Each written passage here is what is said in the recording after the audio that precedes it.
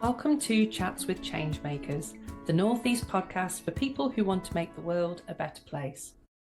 Hello and welcome to Chats with Changemakers. I'm your host, Kate Duffy, and in this episode, I interviewed Alexia Mellor of Fetch, a purpose-led business on a mission to improve dog nutrition and health, as well as impacting pet parents' health and that of the environment. Here's Alexa. Hi, Alexia, and welcome to Chats with Changemakers. Hi, Kate. Thanks so much for having me here. Yeah, I'm super excited to hear all about the stuff you've been up to. So let's start with, what are you passionate about and what are you wanting to change? Oh my goodness. Well, I'm very passionate about dogs, our health, their health, and the planet's health, and bringing all three of those things together. And that's what we're out to change with our business, Fetch. Okay, interesting. And what led you to that? Because that's a really specific thing to be passionate about. It is. Well, it's funny. I've not always been as dog mad as I am. I've always loved dogs. They've always been a big part of how I sort of identify as an animal person. But in terms of actually creating a business, this all started as a result of my dog, Lucky, appearing in my life over the pandemic. I didn't have the intention of getting a dog. He literally showed up at my door. And with a knock at the door, "Can you take this dog?" Literally.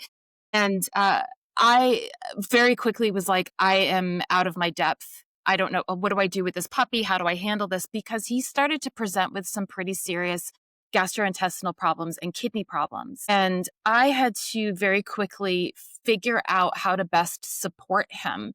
And one of the things that I dove into was looking at the role of nutrition. And so my first pathway into all of this was looking at the possibility of diving into fresh food as a way of supporting health. And I'd already in the kind of human world been aware of, like, we know that processed foods are bad for us, but we're sold this industry, this kind of paradigm of dealing with dogs that feeds them ultra processed food day in and day out. And we are seeing now, as a canine nutritionist, I see the ramifications of that.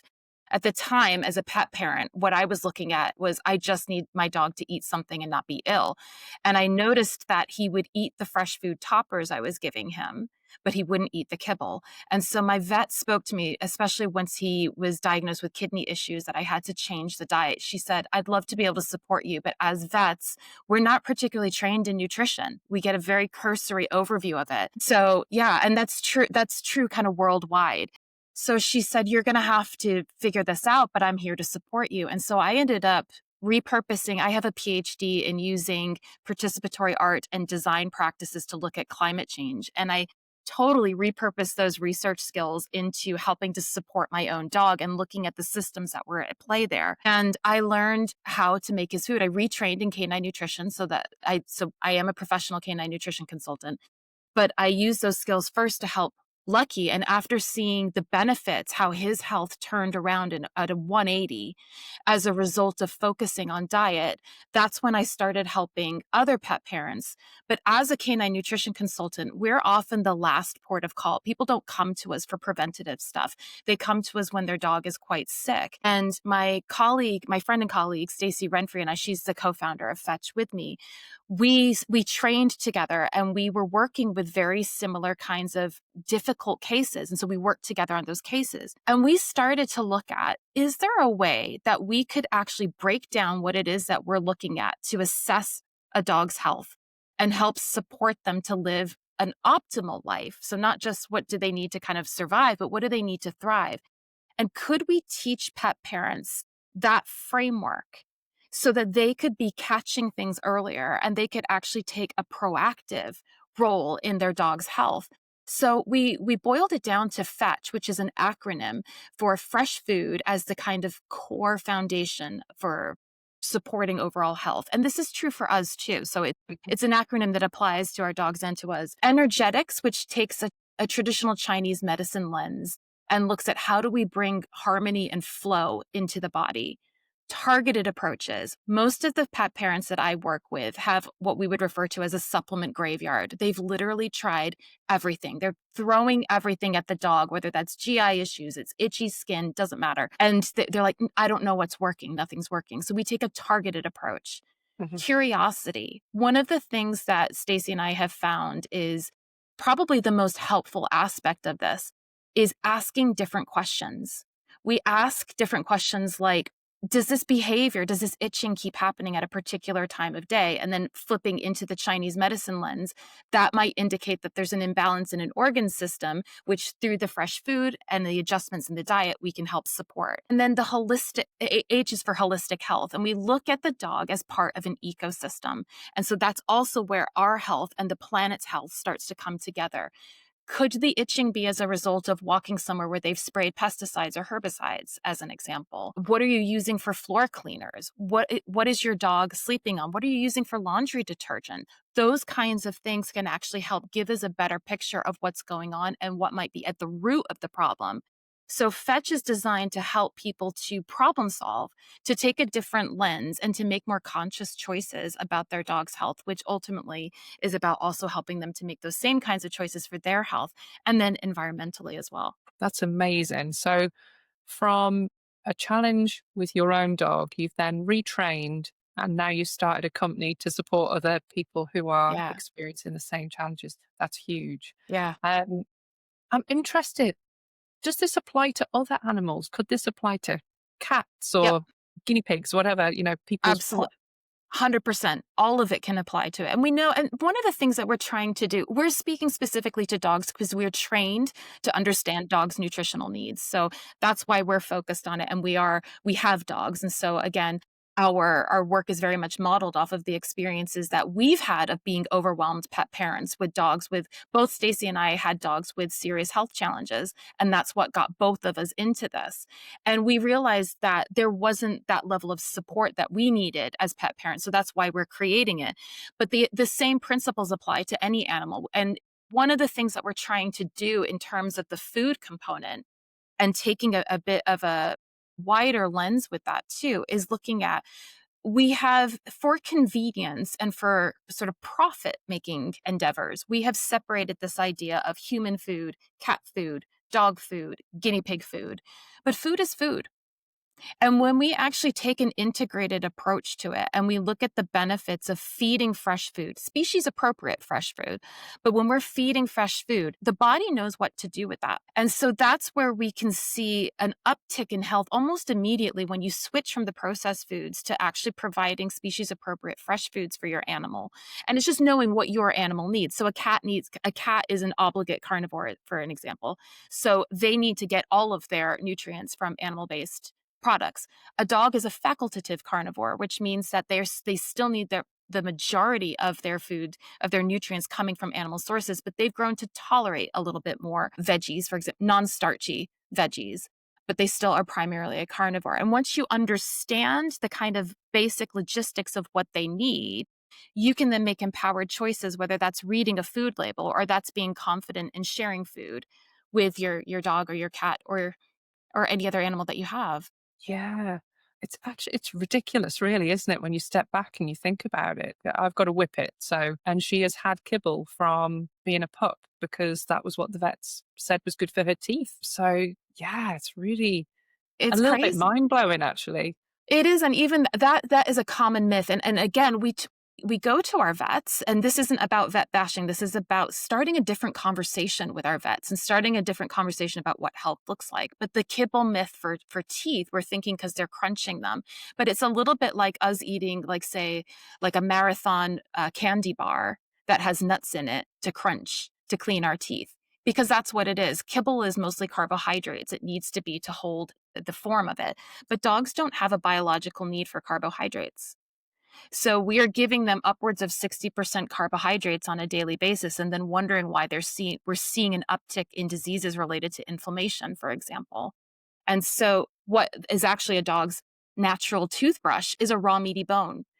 So when we look to how we feed even carnivores in zoos, the dog has not evolved from a biological perspective that much further from being a wolf, from their wolf cousins. So they're not wolves, but their digestive system is set up very much like a wolf.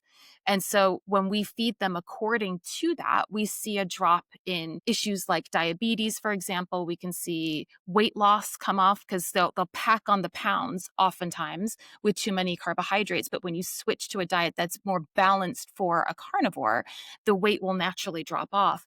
So we've seen huge improvements just by switching the diet, which is why we're advocates for helping people, empowering them to be able to do that for their own dogs. So that was just what I was going to ask, because it feels like this is quite a big challenge then, isn't it? So systematically, we've got, yeah, I'm picturing the sort of the big pet food shops with the sort of aisles and aisles of kibble, versus this really different approach. So tell me about Fetch. What is it that you guys are doing to tackle this issue?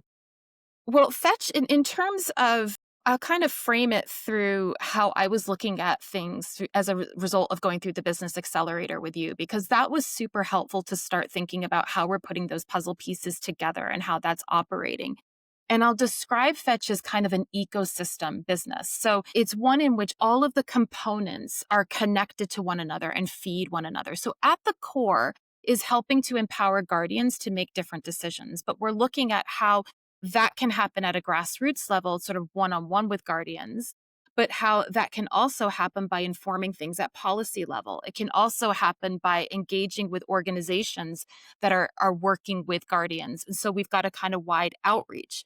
But it's an ecosystem model that also is based upon a membership. So that's something that we're currently building. We are not trading yet. We are not completely set up. What we're in the phase right now of both research and development and audience development too, getting the word out there about what it is that we're trying to do so we can create specific resources, platforms, products, services, etc., that are reflecting what people actually need and want where they're at.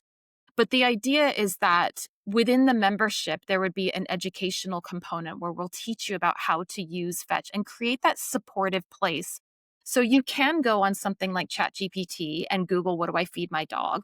But when you'll get a bunch of like mishmash kind of responses. And that's also true if you're going into Facebook groups. What do I feed my dog for that's itching? And you'll get a million different responses. And that's why we're creating the space where the idea is that we help you to discern what is right for your dog using this repeatable framework so that you are empowered to cut through that noise yourself and actually make decisions that are right for your dog. But then linked to that is also helping to inform such retail spaces, as an example, a kind of B2B approach. That's sort of our B2C. Then B2B, a lot of people will go to independent pet shops as their kind of first port of call of what do we do for my itch? Is there something I can give my itchy dog? They'll often go there versus the vets as a first port of call. And what we're looking at doing as somebody who has made a lot of connections with independent retailers, because I'm also going and buying things for my dog too and trying to see like where can I source things. What I'm hearing is that there's a lot of confusion about what products that they should stock and why they should stock them and whether or not it's right for a particular dog. And they want to have the confidence of somebody who is trained in this to back them with that. So we're even looking at developing as our kind of B2B, one of our B2B arms of this is an educational and support program for retailers as well, so that we're sort of fetchifying what they're doing. We're teaching them about this so they can then become their kind of community's resource as a first port of call, always deferring back to the vet. You always need to go and have something checked out by your vet. I can't diagnose, your pet shop owner can't diagnose anything. But once you have a diagnosis of something, come back to those spaces and then they can help you move forward from there. So we're looking at that's another way of reaching guardians as to where they're as a hub for us, where they're sort of seeking other kinds of support. And then another thing that we're doing that links to when we were at the Business Accelerator, I mentioned to you that there's a kind of wing of our business that we're looking at developing as an actual charity. And it's called the 81%. And this is in response to, there's a lot of noise in the media right now and pressure coming onto the British Veterinary Association around the environmental impacts of routine chemical flea and tick treatments.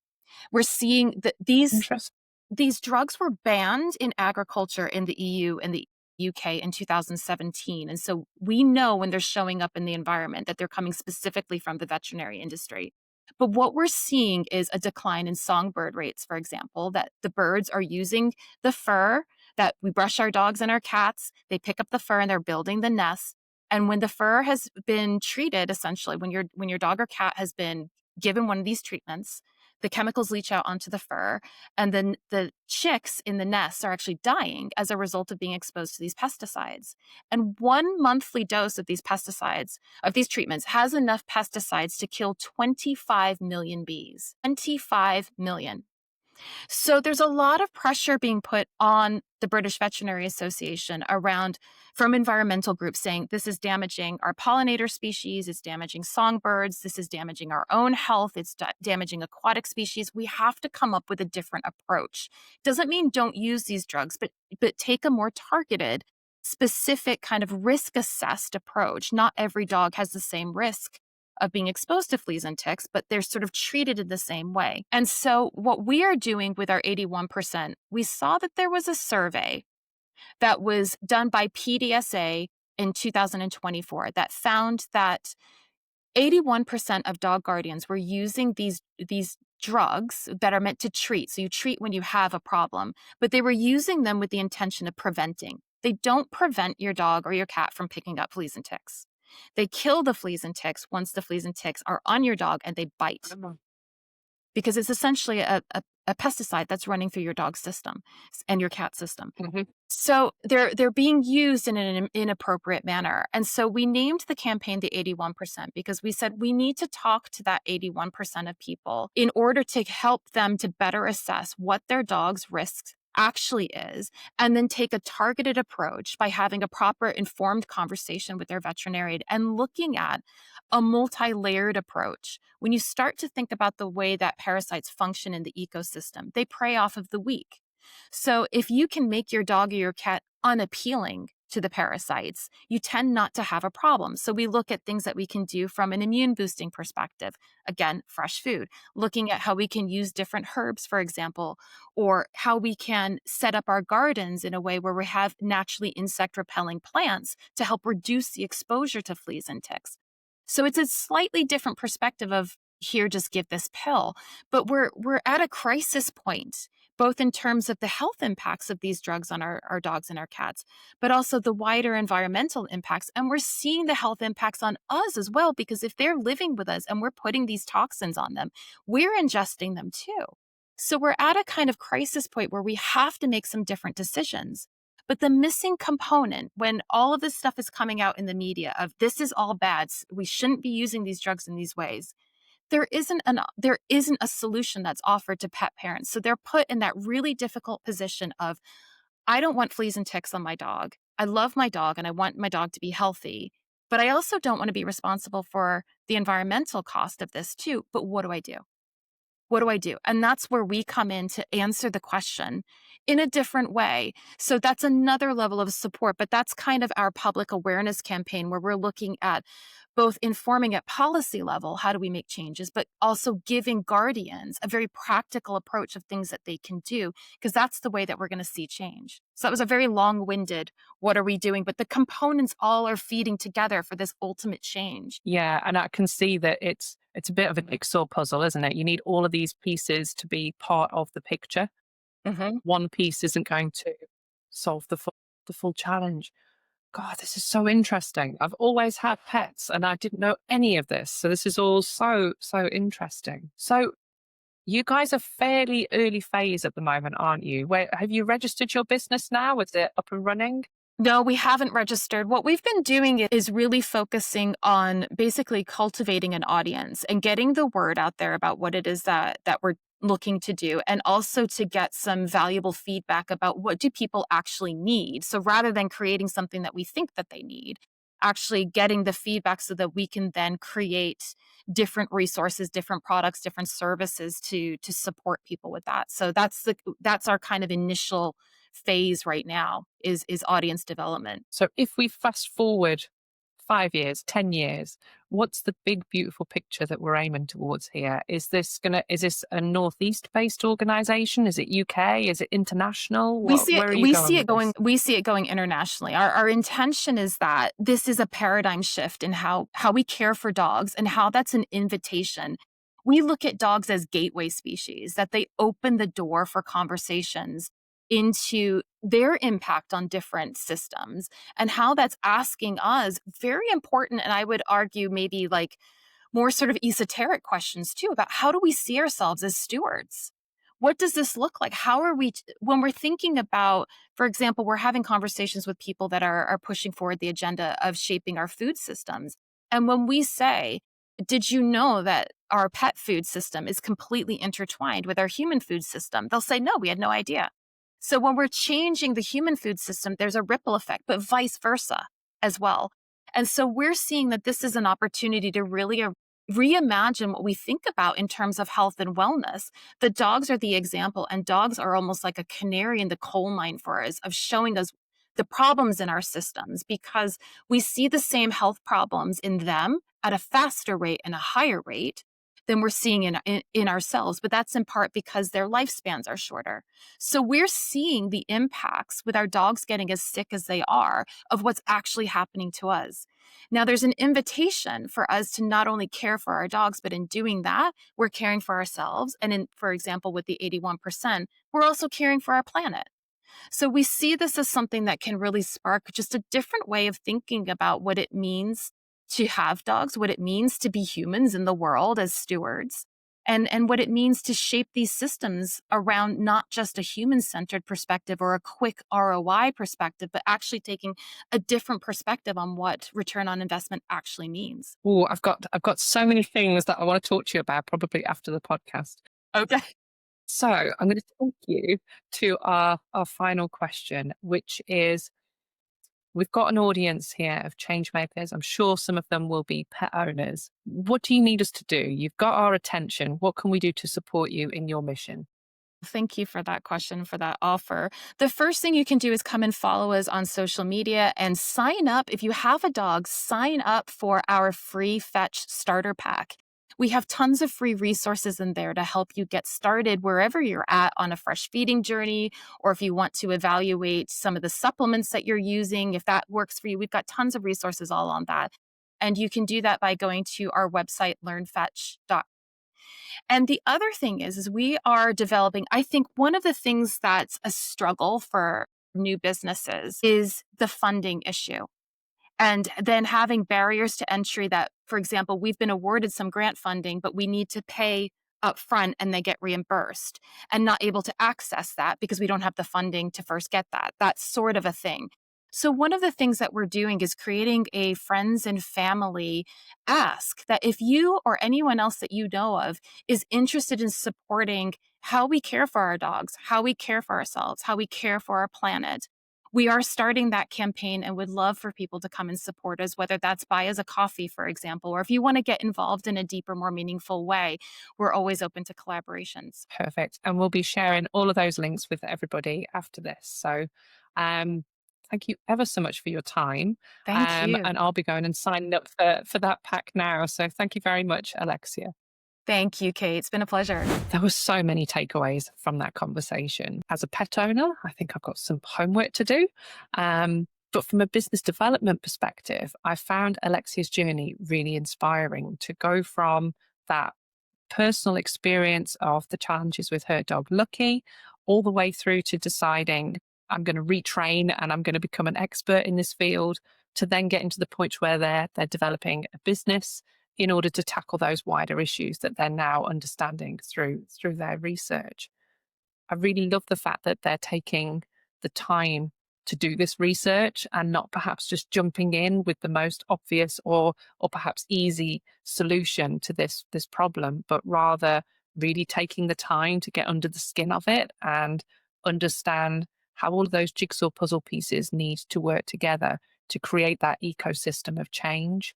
I think Alexia also mentioned the fact that there's so many competing bits of advice and guidance out there on the internet or with ChatGPT or whatever it is that you're using for AI support, that it could be really easy for them to just be lost in amongst all of those voices.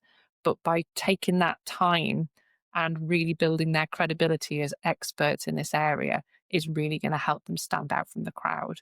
I'm certainly going to be downloading their free pack.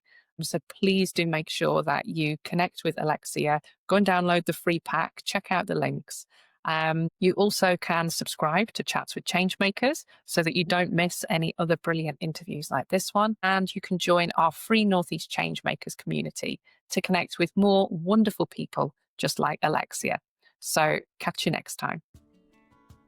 If you've been inspired by what you've heard today, come and join our free Northeast Changemakers community to meet like-minded people and start your journey to changing the world.